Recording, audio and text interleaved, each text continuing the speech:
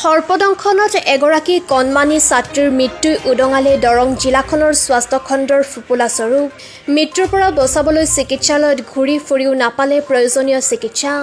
চিপাঝাৰৰ ঘাৰুৱা সোণাপুৰৰ প্ৰিন্সি চহৰীয়া নামৰ এগৰাকী 9 বছৰীয়া ছাত্ৰীৰ মৃত্যু হয়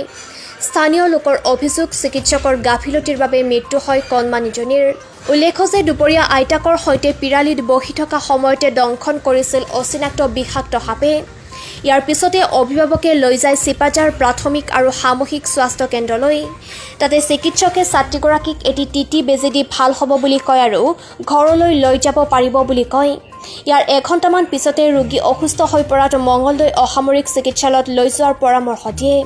কিন্তু মংগলদৈত এটি এন্টিভেনম প্ৰয়োগ কৰি বাকী চিকিৎসা উপলব্ধ নহয় বুলি প্ৰেৰণ কৰে জিএমচিএইচলৈ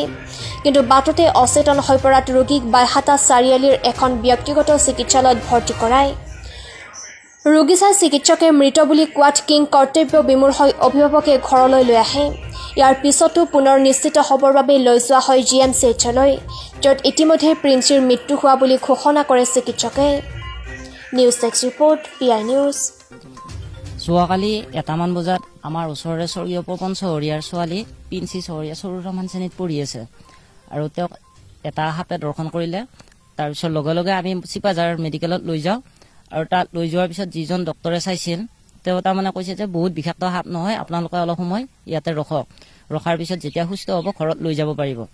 তাৰপিছত অলপ সময় বুলি কওঁতে 1 ঘণ্টা 2 ঘণ্টা ৰখিব দিছিল আমি সিমান টাইম নৰখি আধা ঘণ্টামান ৰখি বেলেগ এজন ডক্টৰ আহিল তেওঁৰ চিপছটো শেষ হৈছে তাৰপিছত তেওঁক যাই সুধিলোঁ ছাৰ এনেকুৱা ছোৱালীজনে পানী খাব বিচাৰিছে খুৱাব পাৰিনে তাৰপিছত তেওঁ লগে লগে মঙলদৈ চিভিলত ৰেফাৰ কৰি দিয়ে আৰু মঙলদৈ চিভিলত আমি লৈ যাই থাকোঁতে গাড়ীৰ অসুবিধাৰ কাৰণে আমি বাইকতে লৈ গৈছিলোঁ ঠিক বাগান চকত যায় তাই বমি কৰে আৰু এবাৰ বমি কৰে আমি ৰাখি বমিখিনি মুচি লৈ যায় আকৌ চিভিল পাৱাৰ পিছত আকৌ এবাৰ বমি কৰে সেইখিনি মুচি দিওঁ তাৰপিছত দিয়াৰ পিছত যেতিয়া চিভিলত ভৰ্তি কৰোঁ আমি পুৰণাখনত কোৰ্টে তাতে যিজন ডক্টৰ আছিল তেওঁ ক'লে যে এইটো বাচ্চাৰ ডক্টৰ যাব লাগিব আৰু ইমাৰ্জেঞ্চি কেছ তাৰপিছত আমি নতুনখনত লৈ যাই ICUত তাতে ভৰাই দিওঁ তাৰপিছত দিয়াৰ পিছত যিটো সাপে কামোৰা বেজী সেইটা ব্যৱহাৰ কৰি কি লগে লগে আমাক লেফাৰ দিয়ে গুৱাহাটীলৈ লেফাৰ দিয়ে জিএমচিলৈ তাৰপিছত জিএমচিলৈ লৈ আহোঁতে তাত ভেণ্টিলেশ্যন লাগিব পাৰে বুলি কৈছে আৰু তাত ধৰ যিখিনি মেচিনৰ সুবিধা বোলে সেইখিনি সুবিধা নাই সেইকাৰণে ডক্টৰ দুজন আছিল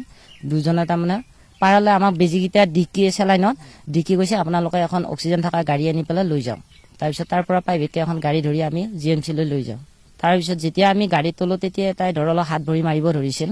তাৰপিছত লৈ আহি সিহঁতে মই তেতিয়াৰ পৰা নাই যেতিয়া বাগান পাই যায় তাৰ পৰা গাড়ী ড্ৰাইভাৰে ফোন কৰিছে আৰু বাচ্চাটো নাহে নেকি আৰু তাতেও এবাৰ হাত ঠেং মাৰি পেলাই তাৰমানে তাইৰ অক্সিজেনটো বোলে বন্ধ হৈছে তাৰ পৰা আনি চিপাঝাৰত দেখাওঁতে চিপাঝাৰত কৈছে পালছটো পাই আছে তাৰপিছত সেই বুলি কওঁতে আকৌ লৈ আহে হেৰিলৈ এই চাৰিআলি যিখন অভেল বুলি মেডিকেল আছে তাতে লৈ যায় আৰু লৈ যোৱাৰ পিছত তাত ঢুকোৱা বুলি কয় তাৰপিছত ঘৰলৈ লৈ আহে লৈ অহাৰ পিছত হ'লেও আমাৰ মনৰ সান্তনাৰ কাৰণে আকৌ জিএমচিলৈ লৈ যায় হয় মুখ্যমন্ত্ৰীয়ে স্বাস্থ্য কেন্দ্ৰৰ আমূল পৰিৱৰ্তনৰ কথা কৈ থকা সময়ত আমাৰ চিপাঝাৰ প্ৰাথমিক স্বাস্থ্য কেন্দ্ৰৰ আচলতে চিকিৎসক কৰ্মচাৰী গাফিলতি অৱহেলাৰ ফলত লগতে মংগলদৈ চিভিল হস্পিটেলত কোনো ধৰণৰ সৰ্বদংশনৰ চিকিৎসা নথকাৰ ফলত এগৰাকী কণমানি ছাত্ৰী আজি মৃত্যুবৰণ কৰিব লগা হ'ল সৰ্বদংশনৰ ফলত আচলতে ই দৰং জিলাৰ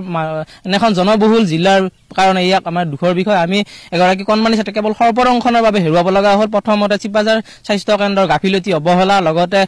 মংগলদৈ চিভিল হস্পিটেলৰ সৰ্বদংশনৰ চিকিৎসাৰ অভাৱৰ বাবে গুৱাহাটীলৈ যি ৰেফাৰ কৰিব লগা হ'ল এই সময়খিনি যি সময়ৰ খৰচ হ'ল লগতে চিপাঝাৰ প্ৰাথমিক স্বাস্থ্য কেন্দ্ৰত 1 ঘণ্টা সময় কোনো ধৰণৰ চিকিৎসা নোহোৱাকৈ যি ৰাখিলে সেই তাৰ বাবে আজি এই ছাত্ৰীগৰাকীৰ মৃত্যু হোৱা বুলি আমি খবৰ পাই অতিকে দুখিত লগতে আমি শোকন্তপ্ত পৰিয়ালবৰ্গলৈ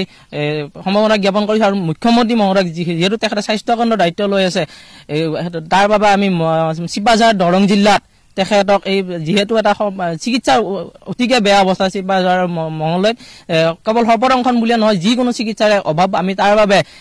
চিপাঝাৰৰ বিধায়ক তথা সাংসদগৰাকীক আমি এই বিষয়ত তেওঁলোকৰ সুব্যৱস্থা ল'বৰ বাবে আহ্বান